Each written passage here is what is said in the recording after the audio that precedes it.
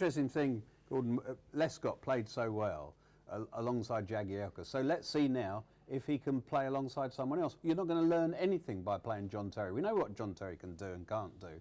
And so we've got so few games, opportunities to try things between now and the Euros. I think this is a wasted opportunity.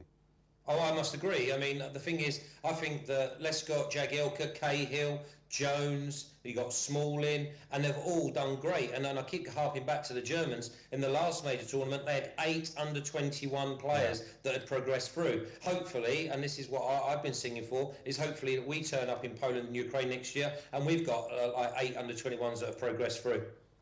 That would be astonishing if we did. What about Cesc Fabregas, belly aching now that England are boring? Do we care about that?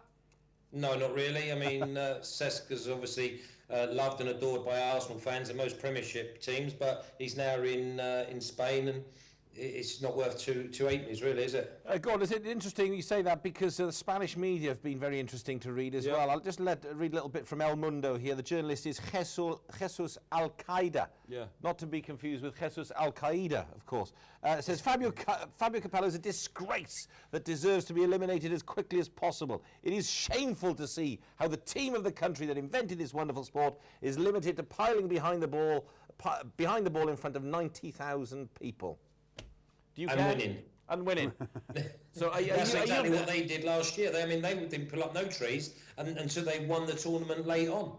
I mean, they were shocking, trying to find the right players to perform in the last championships, and they did it. And let's not get away from Italy doing it all the way through the 90s. No. So if it means that we have to watch that and lift the trophy, I think that's what's got to be done. We've got to find a ruthlessness, and I believe that Jagielka, Lescott, Cahill, any 2 from 3, that they give us a lot more than some of the older ones that sit in there. The interesting thing as well is that England, the fans accepted it, and I think I've discovered the secret. The expectation was so low on Saturday that people like me in the media were saying we're going to get a tonking, and so the fans went there and allowed us to play that way with 2 banks across the penalty area.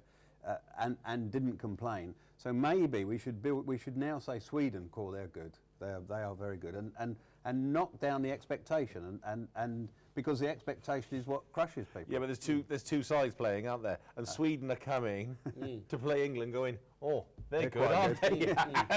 It backfires a bit. It's true. What about Rodwell, Flash? Because I thought he was very impressive in the amount of time he had on the pitch. And you were talking about the new generation. He's a typical member of the new generation, isn't he? Yeah, without a doubt. I mean, and the list is endless, but let's start with Rodwell. He absolutely cruised the last under-21 game that he was in there, and he just did everything so easy. He looked a complete class. In that same team, you've got Daniel Sturridge, and again, hopefully he'll get on and he'll do his job. And you've got Kyle Walker right back. Honestly, the riches. We were all talking about Spain's next group coming through in 5 years' time.